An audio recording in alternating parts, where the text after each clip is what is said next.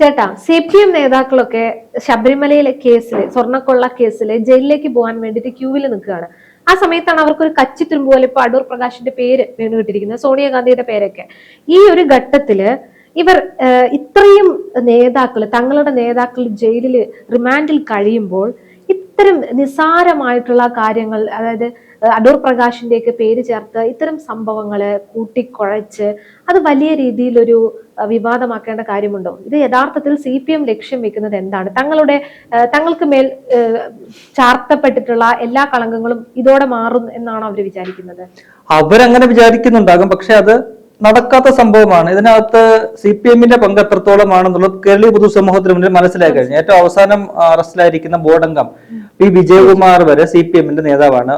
രണ്ട് രണ്ട് നേതാക്കന്മാര് നേരത്തെ തന്നെ അറസ്റ്റിലായിട്ട് ജയിലിൽ കിടക്കുന്ന N വാസവും ദേവസ്വം ബോർഡിന്റെ പ്രസിഡന്റ് ആയിരുന്നു, കമ്മീഷണർ ആയിരുന്നു അദ്ദേഹം. അത് കഴിഞ്ഞിട്ട് പത്മകുമാർ CPM-ന്റെ പത്തനംതിട്ടയിലെ ജില്ലാ കമ്മിറ്റി അംഗമാണ് നിലവിൽ. അദ്ദേഹവും ഈ പറയുന്നത് പോലെ അറസ്റ്റിലായി ജയിലിൽ കിടക്കുകയാണ്. അതിന് പിന്നാലെയാണ് പത്മകുമാറിന്റെ ബോർഡംഗമായിട്ടിരുന്ന വിജയകുമാർ, അത് CPM-ന്റെ നോമിനി ആയിട്ടുള്ള ബോർഡംഗം. അങ്ങനെ 3 പേര് CPM-ന്റെ നേതാക്കന്മാര്, പ്രമുഖരായിട്ടുള്ള നേതാക്കന്മാർ ഈ കേസിൽ പെട്ട് അകത്തായി ജയിലഴി എണ്ണിക്കൊണ്ട് കിടക്കുകയാണ്. അത് CPM ഉണ്ടാക്കിയിരിക്കുന്ന ഒരു ആഘാതം വളരെ വലുതാണ്. അവർക്ക് ഇപ്പോഴും അതിനകത്തൊന്നും കരകയറാൻ കഴിഞ്ഞിട്ടില്ല. അതിനിടയ്ക്കാണ് ഈ പറയുന്ന പോലെ ഉണ്ണികൃഷ്ണൻ പോറ്റി, ഇതിന് കേസിലെ 2 കേസ് ഉണ്ടല്ലോ, ആ 2 കേസിലെ 1ാമത്തെ പ്രതിയായ ഉണ്ണികൃഷ്ണൻ പോറ്റിയും ഒപ്പം ഗോവർദ്ധനും അയാളും പ്രതിയാണ്.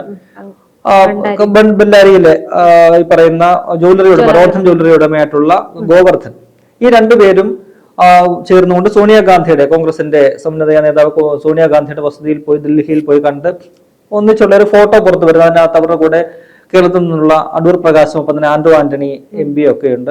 അപ്പൊ അത് ഈ CPM-നെ സംബന്ധിച്ച് നേരത്തെ പറഞ്ഞ പോലെ ഈ കച്ചിത്തുരുമ്പ്, ഈ നമ്മള് നടുക്കടലിൽ വീണ് മുങ്ങിച്ചാവാൻ കിടക്കുമ്പോൾ ആരെങ്കിലും ഒരു കച്ചിത്തുരുമ്പിട്ടാലും രക്ഷപ്പെടില്ല എന്നറിയാം, പക്ഷെ എങ്കിലും ഒന്ന് കയറി പിടിക്കാൻ ഒരു ശ്രമം നടത്തും അല്ലെ? കാരണം അത്രയ്ക്കും ജീവിക്കണം എന്നുള്ളൊരു ആഗ്രഹം അല്ലെങ്കിൽ രക്ഷപ്പെട്ടാലോ എന്ന് കരുതി ആ നിലയിലാണ് CPM ഈ ഫോട്ടോയെ അവര് വിനിയോഗിക്കുന്നത്. അവരെത്രത്തോളം ആ ഫോട്ടോയെ വിശ്വസിക്കുന്നുണ്ട്, അല്ലെങ്കിൽ അതിനെ അവര് രക്ഷപ്പെടാൻ വേണ്ടിയുള്ള ഒരു ഉപാധിയായിട്ട്, ഒരു ആയുധമായിട്ട് അവർ കാണുന്നുണ്ട് എന്ന് നമ്മൾ കഴിഞ്ഞ 2-3 ആഴ്ചയായിട്ടുള്ള ചാനൽ ചർച്ചകളോ അവരുടെ പ്രതികരണങ്ങളോ നോക്കിയാൽ നമുക്ക് മനസ്സിലാകും. അതിനിടയിലാണ് കടകംപള്ളിനെ SIT ചോദ്യം ചെയ്ത് രഹസ്യമായിട്ട് ആരെങ്കിലും പറഞ്ഞു, അതാണ് സംഭവം. അടൂർ പ്രകാശിനെ ഈ കൂടിക്കാഴ്ചയുടെ പേരിൽ ചോദ്യം ചെയ്യും എന്നുള്ള വാർത്ത ഇപ്പോഴേ പരന്നു കഴിഞ്ഞിട്ടുണ്ട് അല്ലേ? ഇന്നലെ അടൂർ പ്രകാശ് അതിന് പ്രതികരിച്ചിട്ടുണ്ട്. മാധ്യമങ്ങളാണ് പറഞ്ഞത്. അദ്ദേഹം പറഞ്ഞു, ഞാൻ പോകും, എന്നെ അറിയിച്ചാൽ മതി, സൗകര്യമായിട്ടുള്ള ദിവസമാണെങ്കിൽ 4ഉം 5ഉം അവര് കോൺഗ്രസിന്റെ ഇവിടുത്തെ ബത്തേരിയില് ചിന്തൻ ശിബിരം നടക്കുകയാണ്. ആ ദിവസം അല്ലാന്നുണ്ടെങ്കിൽ സൗകര്യപ്രദമായിട്ടുണ്ടെങ്കിൽ ഞാൻ അങ്ങോട്ട് പോയി എവിടെയാണെന്ന് അറിയിച്ചാൽ മതി, ഞാൻ പോകും, വിശദമായിട്ടുള്ള കാര്യങ്ങളെല്ലാം പറയാമെന്ന് അദ്ദേഹം പറഞ്ഞിട്ടുണ്ട്. അദ്ദേഹത്തിന് യാതൊരു പേടിയില്ല, കോൺഫിഡന്റോടുകൂടിയാണ് അദ്ദേഹം പറയുന്നത്. പക്ഷേ ദേവസ്വം മന്ത്രിയായിരുന്ന, ഈ കൊള്ള നടക്കുന്ന സമയത്ത് ദേവസ്വം മന്ത്രിയായിരുന്ന കടകംപള്ളി സുരേന്ദ്രനെ കഴിഞ്ഞ ശനിയാഴ്ച SIT വിളിച്ച് ചോദ്യം ചെയ്തു, അല്ലെങ്കിൽ CPM-ന്റെ ഭാഷയിൽ മൊഴിയെടുത്തു. അവരങ്ങനെയാണ് പറയുന്നത്. കടകംപള്ളിയുടെ മൊഴിയെടുത്തു, അടൂർ പ്രകാശിനെ ചോദ്യം ചെയ്യാൻ ഉടനെ വിളിപ്പിക്കും. അങ്ങനെയാണ് ഇന്നലെ മുഖ്യമന്ത്രിയും പത്രസമ്മേളനത്തിൽ പറഞ്ഞത്. MP ഗോവിന്ദൻ മാധ്യമങ്ങളെ കാണാൻ പറയുന്നത്, CPM-ന്റെ നേതാക്കളെല്ലാം പറയുന്നത് അങ്ങനെയാണ്. കടകംപള്ളിയുടെ മൊഴിയെടുത്തു, അദ്ദേഹം മന്ത്രിയായിരുന്നുകൊണ്ട്. അടൂർ പ്രകാശ് UDF-ന്റെ നേതാവായതുകൊണ്ട്, കോൺഗ്രസിന്റെ നേതാവായതുകൊണ്ട് അദ്ദേഹത്തെ ചോദ്യം ചെയ്യും. അത് അദ്ദേഹം കേസിലെ ഏറ്റവും വലിയ പ്രതിസ്ഥാനത്ത് അല്ലെങ്കിൽ ആരോപണ വിധേയനായിട്ട് നിൽക്കുന്ന അടൂർ പ്രകാശാണല്ലോ. എങ്ങനെയാണ് അവർ പറയുന്നത്? ആ മൊഴിയെടുപ്പ്, അവരുടെ ഭാഷയിൽ പറഞ്ഞാൽ ആ മൊഴിയെടുപ്പ് നടന്നിട്ട് ആരും അറിഞ്ഞില്ല. മൊഴിയെടുപ്പ് നടന്നിട്ട് ഒരാഴ്ച കഴിഞ്ഞു. മൊഴി എടുക്കും എന്നുള്ളത് അറിഞ്ഞില്ല, മൊഴി എടുത്തു കഴിഞ്ഞിട്ട് ആ ദിവസം അറിഞ്ഞില്ല, അതിന്റെ പിറ്റേന്ന് അറിഞ്ഞില്ല. ഒരാഴ്ച കഴിഞ്ഞിട്ടാണ് മാധ്യമങ്ങളിൽ വാർത്ത പുറത്തു വരുന്നത്. അതെന്താണ് അതിന്റെ കാരണം? അതിന്റെ കാരണം വളരെ നമുക്കെല്ലാം തന്നെ അറിയാം. അത് ആ രീതിയിൽ അവരെ എന്താ പറയുക, പൊതിഞ്ഞു വെക്കാൻ ശ്രമിച്ച ഒരു സംഭവമാണ്. ഏറ്റവും അവസാനമാണ് അത് പുറത്തു വരുന്നത്. അത് CPM-ന് വലിയൊരു അടിയുണ്ടാക്കിയ സംഭവമാണ്. കാരണം ഇനിയിപ്പോൾ അറസ്റ്റ് പോകുന്നത് ഈ പറയുന്ന ദേവസ്വം മന്ത്രിയിലേക്കാണ്, മുൻ ദേവസ്വം മന്ത്രിയിലേക്കാണ് എന്നൊരു ചോദ്യം. അങ്ങനെ സംഭവിച്ചു കഴിഞ്ഞാൽ പിന്നെ CPM-ന്റെ ഈ ശവപ്പെട്ടിലെ അവസാനം ആണിയടിക്കുന്നതിന് തുല്യമാണ്. കാരണം നിയമസഭാ തെരഞ്ഞെടുപ്പ് അടുത്തിരിക്കുകയാണ്. ഇത് VD സതീശൻ പറഞ്ഞതുപോലെ ഇത് നേരത്തെ നടക്കേണ്ട സംഭവമായിരുന്നു. നേരത്തെയും പറയുന്ന മൊഴിയെടുപ്പ് നടക്കേണ്ട സംഭവമായിരുന്നു, ചെയ്തില്ല. അതാണ് VD സതീശൻ നേരത്തെ പറഞ്ഞത്. ഈ പറയുന്ന SIT-യുടെ മേല് ഹൈക്കോടതിയുടെ നിരീക്ഷണങ്ങളെല്ലാം ഉണ്ടെങ്കിലും അവരുടെ മേൽ ഒരു അദൃശ്യമായിട്ടുള്ള ഒരു സമ്മർദ്ദം നടക്കുന്നുണ്ട്. അതുകൊണ്ടാണ് ഒരു ഘട്ടത്തിൽ നമുക്കറിയാമല്ലോ, പത്മകുമാറിന്റെ അറസ്റ്റ് നടന്നതിന് ശേഷം ഒരു രീതിയിലുള്ള നീക്കവും ഉണ്ടായില്ല ഈ അന്വേഷണത്തിൽ. അവസാനം പിന്നീട് ഡിസംബർ 17-നാണ് മറ്റൊരു പ്രതിയായിട്ടുള്ള ദേവസ്വം ബോർഡ് മുൻ അഡ്മിനിസ്ട്രേറ്റീവ് ഓഫീസറായിരുന്ന ശ്രീകുമാർ അറസ്റ്റിലാകുന്നത്. അപ്പോൾ ഇത് ഹൈക്കോടതിയുടെ ഒരു വിധിയൊക്കെ വരുന്നതിനിടയ്ക്ക് വലിയ വിമർശനം ഉന്നയിച്ചുകൊണ്ട്. അപ്പോൾ അങ്ങനെ ഈ പറയുന്ന പോലെ ഈ തെരഞ്ഞെടുപ്പ് തദ്ദേശ തെരഞ്ഞെടുപ്പിന് മുൻപേ തന്നെ ചോദ്യം ചെയ്യപ്പെടേണ്ട ഒരു വ്യക്തികൾ ഒരാളായിരുന്നു കടകംപള്ളി സുരേന്ദ്രൻ. കാരണം അദ്ദേഹമായിരുന്നു ആ സമയത്ത് ദേവസ്വം മന്ത്രി. ആ കാലഘട്ടത്തിലാണ് ഈ പറയുന്ന കൊള്ളയും എല്ലാം അവിടെ നടന്നത്. എന്നിട്ടും അദ്ദേഹത്തിന് മൊഴിയെടുക്കാനോ ചോദ്യം ചെയ്യാനോ ഒന്നും തന്നെ SIT തയ്യാറായില്ല. അപ്പോൾ VD സതീശൻ പറഞ്ഞതുപോലെ ഒരു സമ്മർദ്ദം ഉണ്ടായിരുന്നു. അല്ലെങ്കിൽ ആ സമയത്ത് നടന്നിരുന്നെങ്കിൽ, ഈ തദ്ദേശ തെരഞ്ഞെടുപ്പിന് മുൻപ് ഈ ചോദ്യം ചെയ്യൽ നടന്നിരുന്നെങ്കിൽ CPM-ന്റെ പൊടി പോലും തദ്ദേശ തെരഞ്ഞെടുപ്പ് കാണില്ലായിരുന്നു. അപ്പോൾ അതിനുവേണ്ടിയൊക്കെ തന്നെ മനഃപൂർവ്വം SIT ഈ പറയുന്ന ഹൈക്കോടതിയുടെ ഒക്കെ എല്ലാ കഴുകൻ കണ്ണുകളും ഒക്കെ ഇങ്ങനെ നിരീക്ഷിക്കുന്നുണ്ടെങ്കിലും അവര് മനഃപൂർവ്വമായിട്ടുള്ള ഒരു ഗുരുതരമായ ഒരു ഡിലേ ആ കാര്യത്തിൽ വരുത്തി. അങ്ങനെയാണ് കഴിഞ്ഞ ശനിയാഴ്ച മൊഴിയെടുക്കുന്നത്. അതിന്റെ വിവരങ്ങളൊക്കെ തന്നെ പുറത്തു വന്നത്. അതിനുശേഷമുള്ള കടകംപള്ളി സുരേന്ദ്രന്റെ അത് സമ്മതിക്കുന്ന കാര്യവും അതിനുശേഷമുള്ള അദ്ദേഹത്തിന്റെ ബോഡി ലാംഗ്വേജും പ്രതികരണമെല്ലാം നമ്മൾ കണ്ടു. ഇത് വലിയ വിവാദം കത്തുന്ന സമയത്തൊക്കെ അദ്ദേഹം മാധ്യമങ്ങളെ കാണുകയും ശക്തമായിട്ട് പ്രതികരിക്കുകയും എല്ലാം പറഞ്ഞതാണ്. പക്ഷേ ഈ ചോദ്യം ചെയ്തതിനു ശേഷം അദ്ദേഹത്തിന്റെ ആത്മവിശ്വാസം പൂർണ്ണമായും നഷ്ടപ്പെട്ടിരിക്കുന്ന രീതിയിലാണ് നമുക്ക് അദ്ദേഹത്തെ വായിച്ചെടുക്കാൻ കഴിയുന്നത്. അപ്പോൾ ഇനിയിപ്പോൾ കാര്യങ്ങളൊക്കെ എങ്ങനെ മുന്നോട്ട് പോകുമെന്ന വലിയൊരു ആശങ്ക CPM-നുണ്ട്. ഇനിയിപ്പോൾ അത് കഴിഞ്ഞിട്ട് ഇപ്പോൾ ചുമതല ഒഴിഞ്ഞ ദേവസ്വം ബോർഡ് അധ്യക്ഷനായിട്ടുള്ള PS പ്രശാന്ത് CPM-ന്റെ നോമിനിയാണ്. ആ ബോർഡങ്ങളിലെ ഒരാൾ CPM-ന്റെ നോമിനിയാണ്, മറ്റൊന്ന് CPI-യുടെ നോമിനിയാണ്. ഈ പറഞ്ഞ 2019-ലെ മറ്റൊരു CPI-യുടെ നോമിനിയുണ്ട്, ശങ്കർദാസ് എന്ന് പറയുന്നത്, KP ശങ്കർദാസ്. അദ്ദേഹത്തെ ചോദ്യം ചെയ്യാൻ വിളിപ്പിക്കാത്തതിൽ മറ്റു പല ആരോപണങ്ങളും വേറെ രീതിയിൽ വരുന്നുണ്ട്. കാരണം അദ്ദേഹത്തിന്റെ മകൻ ഇവിടെ മധ്യമേഖല DIG ആയിട്ടുള്ള ഹരിശങ്കർ എന്ന് പറയുന്ന ആളാണ്. അപ്പോൾ ആ രീതിയിലൊക്കെയുള്ള വലിയ മറ്റൊരു തരത്തിലുള്ള ആരോപണങ്ങളും വ്യാഖ്യാനങ്ങളും ഒക്കെ വേറെ തരത്തിലും വരുന്നുണ്ട്. അതവിടെ നിൽക്കട്ടെ. അപ്പോൾ ഈ രീതിയിൽ PS പ്രശാന്തിന് അദ്ദേഹത്തിനും പറയുന്ന പോലെ SIT നോട്ടീസ് കൊടുത്തു അതിനെ വിളിപ്പിക്കുമെന്നാണ് മനസ്സിലാക്കാൻ കഴിയുന്നത്. അപ്പോൾ അങ്ങനെ ആ രീതിയിൽ ഇതുമായി ബന്ധപ്പെട്ട് ദേവസ്വം ബോർഡുമായിട്ട് ബന്ധപ്പെട്ട് ഈ സർക്കാരുമായി ബന്ധപ്പെട്ടിട്ടുള്ള പലരെയും, ശബരിമലയെ ബന്ധപ്പെട്ട് നിൽക്കുന്ന ഇവരെയൊക്കെ തന്നെ ഈ കൊള്ളയുടെ കാലഘട്ടത്തിൽ ഇതിനോട് ചേർന്നവരെയൊക്കെ തന്നെ ചോദ്യം ചെയ്ത് കഴിഞ്ഞാൽ അവരെ അറസ്റ്റിലേക്ക് പോകും, അവരൊക്കെ തന്നെ ജയിലിലേക്കുള്ളിലാകുമെന്ന് CPM നല്ല ബോധ്യമുണ്ട്. അപ്പോൾ ആ സമയത്ത് അവര് കാലിട്ടടിക്കുന്നതിനിടയ്ക്ക് അവര് കിടന്നിങ്ങനെ വിളിച്ചു പോകുന്ന കാര്യമാണ് ഈ സോണിയാഗാന്ധിയുമായിട്ടുള്ള ഒരു കൂടിക്കാഴ്ച എന്ന് പറയുന്നത്. അതിനകത്ത് ഇനി ഇപ്പോൾ സോണിയാഗാന്ധിയെ തന്നെ ചോദ്യം ചെയ്താലും എന്താ, ചോദ്യം ചെയ്യട്ടെ. സോണിയാഗാന്ധിക്ക് ബന്ധമുണ്ട്. സോണിയാഗാന്ധി അങ്ങനെയുണ്ടെങ്കിൽ ഈ പിണറായി വിജയനെ എന്നേ രാജിവെച്ച് പോകണം. കാരണം സോണിയാഗാന്ധി അവരിരുന്നുകൊണ്ട് ഒരു പങ്കുമില്ല. കേരളത്തിലെ UDF-ന്റെ ഭരണമല്ല, ഈ ദേവസ്വം ബോർഡ് എന്ന് പറയുന്നത് UDF-ന്റെ ഏതെങ്കിലും അധീനത്തിലുള്ള സംഭവമല്ല, ഒരു കാര്യമല്ല. സോണിയാഗാന്ധിക്ക് ഇവിടെ കേരളമായിട്ട് ഒരു കാര്യവുമല്ല. അങ്ങനെ അവരെ പോയി കണ്ട് എന്താണ് കണ്ടെന്നുള്ള കാര്യം SIT-ക്ക് ഇപ്പോൾ തെളിയിക്കണമെങ്കിൽ തെളിയിക്കണം. അത് വേറെ വിഷയമാണ്. അവര് വലിയൊരു രാഷ്ട്രീയ നേതാവും ഒക്കെയാണ്. ദേവസ്വം ബോർഡിന്റെ ദേവസ്വം വകുപ്പിന്റെ കീഴിലുള്ള ദേവസ്വം ബോർഡിൽ ഇത്രയും അഴിമതികൾ നടന്നിട്ടും ദേവസ്വം വകുപ്പ് അറിഞ്ഞിട്ടില്ലെങ്കിൽ, മന്ത്രി അറിഞ്ഞിട്ടില്ലെങ്കിൽ, അതുപോലെ തന്നെ പറയാനുള്ളതാണ് ഈ ദേവസ്വം വകുപ്പ് എന്ന് പറയുന്നത് സംസ്ഥാന സർക്കാരിന്റെ കീഴിലുള്ളതാണ്.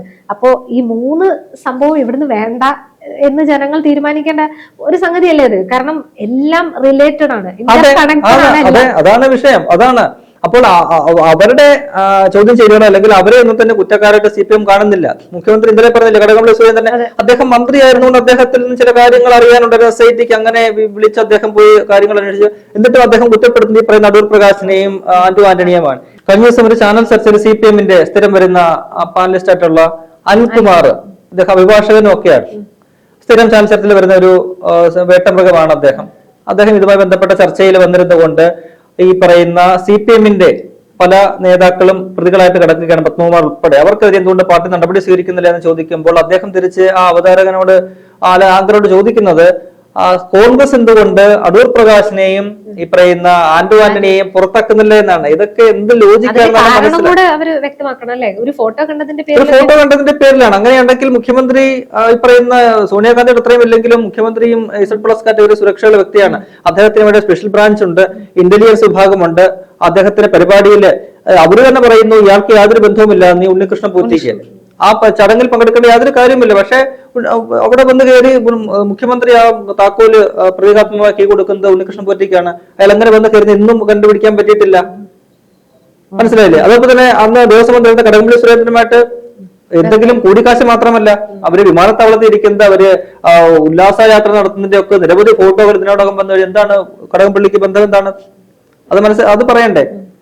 അദ്ദേഹം ദേവസ്വം മന്ത്രിയായിരുന്നില്ല. ഈ പറയുന്ന സോണിയാഗാന്ധി കേരളത്തിൽ മുഖ്യമന്ത്രിയായിരിക്കുകയോ ദേവസ്വത്തിന്റെ മന്ത്രിയായിരിക്കുകയോ ദേവസ്വം ബോർഡിന്റെ പ്രസിഡന്റ് ആയിട്ടിരിക്കുകയോ കമ്മീഷണറായിട്ടിരിക്കുകയോ ഒന്നും ചെയ്തിട്ടില്ലല്ലോ.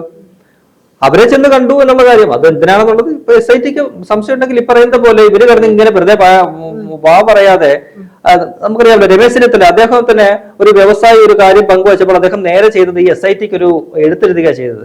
SIT അറിയിക്കുന്നത് എനിക്ക് ഇങ്ങനെ കുറെ ഇൻഫർമേഷൻസ് എന്റെ കയ്യിലുണ്ട്, എനിക്ക് നിങ്ങൾക്ക് പങ്കുവയ്ക്കാൻ എനിക്ക് താല്പര്യമുണ്ട്, അല്ലെങ്കിൽ അത് പങ്കുവയ്ക്കണമെന്നുണ്ട്, അതിനുള്ള സൗകര്യം ഒരുക്കണമെന്ന് പറഞ്ഞുകൊണ്ടാണ് രമേശ് ചെന്നിത്തല SITക്ക് കത്തെഴുതുന്നത്. അവര് കുറെയൊക്കെ തന്നെ വിളിച്ചു കളിച്ച അവസാനം ആ മൊഴിയെടുത്തു. രമേശ് ചെന്നിത്തല അറിയുന്നതെല്ലാം പറഞ്ഞു. അതിന്റെ അടിസ്ഥാനത്തിൽ ആ വ്യവസായിയുടെ മൊഴിയെടുത്തു. അങ്ങനെ കാര്യങ്ങളൊക്കെ പോയി പിന്നീടാണ് ഡി മണിയിലേക്കൊക്കെ അന്വേഷണം പോവുകയൊക്കെ ചെയ്യുന്നത്. ഇവര് ഇത്തരത്തില് എന്തെങ്കിലും വളരെ നിർണായകമാകാവുന്ന തെളിവുകളാണിതെങ്കിൽ SITക്ക് ഇത് കൊടുക്കണ്ടേ? ഇവരിവിടെ പുറത്തു കിടന്നിങ്ങനെ ചാനൽ മാധ്യമങ്ങൾക്ക് മുന്നിലും പറയുകയാണ് സോണിയാഗാന്ധി പ്രതിയാണ്, അല്ലെങ്കിൽ സോണിയാഗാന്ധിയുടെ കൂടെ വന്നവരൊക്കെ തന്നെ ഇങ്ങനെയുള്ളവരാണ്, അതിനകത്ത് നിഗൂഢതയുണ്ടെന്ന് പറഞ്ഞിട്ട് കാര്യമില്ലല്ലോ. അവർക്ക് കോടതി ഉണ്ടല്ലെങ്കിൽ അവര് പറയുന്ന കാര്യമല്ലല്ലോ. അവര് ഈ SITക്ക് ഇത് കൊടുക്കട്ടെ, ഒരു കത്ത് കൊടുക്കട്ടെ. അത് പലരും വെല്ലുവിളിച്ചില്ല, SITക്ക് കത്ത് കൊടുക്കാൻ നിങ്ങൾക്ക് ഇതുണ്ടോ, ധൈര്യമുണ്ട്? അവർ കൊടുക്കുന്നില്ല. എന്താണ് അവർ കൊടുക്കാത്തത്?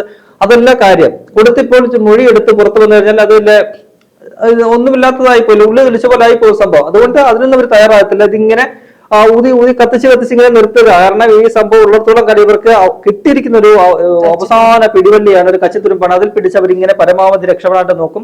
അതൊന്നും നടക്കത്തില്ല. ഏറ്റവും അവസാനം അവര് നിയമസഭാ തെരഞ്ഞെടുപ്പോടെ കഴിയുമ്പോൾ അവര് ശബരിമല സ്വർണ്ണക്കൊള്ള എന്ന് പറയുന്ന നിലയില്ല കയത്തിൽ അവര് വീണ് മുങ്ങിച്ചാകുന്ന കാഴ്ചയാണ് നമുക്ക് കാണാൻ പോകുന്നത്. ആ നിയമസഭാ തെരഞ്ഞെടുപ്പിന് മുന്നോടിയായിട്ട് തന്നെ പല നിർണായക അറസ്റ്റുകൾ നടക്കും. ഈ കടകംപള്ളി സുരേന്ദ്രനെ മൊഴിയെടുത്ത് അവരുടെ ഭാഷയിൽ മൊഴിയെടുത്ത് വിട്ടതാണെങ്കിൽ ഇനിയും വിളിപ്പിക്കും. അത് കടകംപള്ളി സുരേന്ദ്രന്റെ കുരുക്കായിട്ട് മാറുന്നൊക്കെയാണ് നമുക്ക് മനസ്സിലാക്കാൻ കഴിയുന്നത് ഇതുവരെയുള്ള തെളിവുകൾ വെച്ച്. കാരണം ശരിക്കും പറഞ്ഞാൽ ഇത് കമ്മികൾക്ക് അല്ലെങ്കിൽ സൈബർ ഇടത്തിൽ അവർക്ക് ക്യാപ്സ്യൂൾ ഇറക്കാനുള്ള ഒരു ഐറ്റം. അതിനപ്പുറം ഒരു ലെവൽസോ ഒരു കാര്യവുമില്ലാത്ത ഒരു വിഷയമാണ് ആ ഫോട്ടോ എന്ന് പറയുന്നത്. ഒന്നുമില്ല. അവർക്ക് ഈ പറയുന്ന പോലെ ന്യായീകരിക്കാന്ന് മാത്രമേ ഉള്ളൂ. അതേസമയം അങ്ങനെയല്ല കടകംപള്ളി സുരേന്ദ്രനുമായിട്ടുള്ള ഫോട്ടോകളൊക്കെ എന്ന് പറയുന്നത്. കാരണം കടകംപള്ളി സുരേന്ദ്രൻ ഇവിടെ ദേവസ്വത്തിന്റെ മന്ത്രിയായിരുന്നയാളാണ്. ഈ ഉണ്ണികൃഷ്ണൻ പോറ്റിയുമായിട്ട് അഗാധമായ ബന്ധമുണ്ടെന്ന് ഉണ്ണികൃഷ്ണൻ പോറ്റിയും പറഞ്ഞിട്ടുണ്ട്. കടകംപള്ളി സുരേന്ദ്രൻ തന്നെയും അത് പറഞ്ഞിട്ടുള്ള കാര്യമാണ്. പത്മകുമാറിന്റെ മൊഴി, മറ്റു പല മൊഴികളുണ്ട്. അപ്പോൾ ഈ സോണിയാഗാന്ധിയുടെ പേര് പറയുന്നതൊന്നുമല്ല കടകംപള്ളിയുടെയും ഉണ്ണികൃഷ്ണൻ പോറ്റിയുടെയും പേരുകൾ നമുക്ക് ചേർത്ത് വായിക്കേണ്ടത്. ഈ മൊഴിയെടുപ്പ് ഇനിയും നടക്കും. അറസ്റ്റുകൾ കൂടുതലുണ്ടാകും. PS പ്രശാന്തിലേക്ക് കാര്യങ്ങൾ പോകും. അവിടെ നിന്ന് ഇനി എങ്ങോട്ട് കാര്യങ്ങൾ നീങ്ങും എന്നുള്ളത് മാത്രമേ അറിയാനുള്ളൂ. എന്തായാലും ഈ കിട്ടിയിരിക്കുന്ന സോണിയാഗാന്ധിയുടെ ഫോട്ടോ വെച്ചുകൊണ്ട് CPM-ന് ഈ സ്വർണ്ണക്കൊള്ളയിൽ നിന്നും രക്ഷപ്പെടാമെന്ന് അവർ വിചാരിക്കുന്നുണ്ടെങ്കിൽ അത് വ്യാമോഹമാണ്. അത് നടക്കാൻ പോകുന്നില്ല. വരുന്ന ദിവസങ്ങളിൽ തന്നെ കൂടുതൽ ശക്തമായിട്ടുള്ള അന്വേഷണം ഈ വിഷയത്തിലുണ്ടാകും. ഇപ്പോൾ CBI-യുടെ കാര്യമൊക്കെ തന്നെ നമ്മൾ കേൾക്കുന്നുണ്ട്. ഇനിയും വരുമോ എന്നുള്ള കാര്യം അറിയത്തില്ല. ഒരുപക്ഷെ വന്നേക്കാം. അങ്ങനെയാണെങ്കിൽ എങ്ങനെയാകും ഈ അന്വേഷണത്തിന്റെ ഗതി എങ്ങനെയാണെന്നുള്ളത് പലതരത്തില്, അത് രണ്ടു തരത്തിലുമുണ്ട് കേട്ടോ. കാരണം CBI പോലുള്ള കേന്ദ്ര ഏജൻസികൾ മുൻകാലങ്ങളിൽ പല കേസുകളിലും സ്വീകരിച്ചിട്ടുള്ള നിലപാടുകള് പിണറായി വിജയനെ സഹായിക്കുന്ന നിലപാടാണ് സ്വീകരിച്ചിട്ടുള്ളത്. അതുകൊണ്ട് തന്നെ ഈ കേസിൽ വന്നാൽ എന്താകും, ആ കേസിന് സംഭവിക്കുക എന്ന ആശങ്ക പലർക്കും ഉണ്ട്. അതുകൊണ്ടാണ് പ്രതിപക്ഷം പറയുന്നത് ഹൈക്കോടതിയുടെ മേൽനോട്ടത്തിലുള്ള, ഇപ്പോൾ നടക്കുന്ന പോലെ ഹൈക്കോടതിയുടെ മേൽനോട്ടത്തിലുള്ള ഒരു CBI അന്വേഷണം, മോണിറ്ററിംഗ് വേണം ഹൈക്കോടതിയുടെ. അതുണ്ടെങ്കിൽ മാത്രമേ CBI അന്വേഷണത്തിൽ ഈ കുറ്റവാളികൾ രക്ഷിക്കപ്പെടലുകൾ അവരെ കണ്ടെത്താൻ കഴിയൂ എന്ന് പ്രതിപക്ഷം പറയുന്നത് അങ്ങനെയാണ്. അങ്ങനെ ആ ഒരു നിലയിൽ കാര്യങ്ങൾ പോവുകയാണെങ്കിൽ CPM-ന്റെ നില കൂടുതൽ പരുങ്ങലിലേക്കാകും പോവുക എന്നാണ് നമുക്ക് പറയാനുള്ളത്.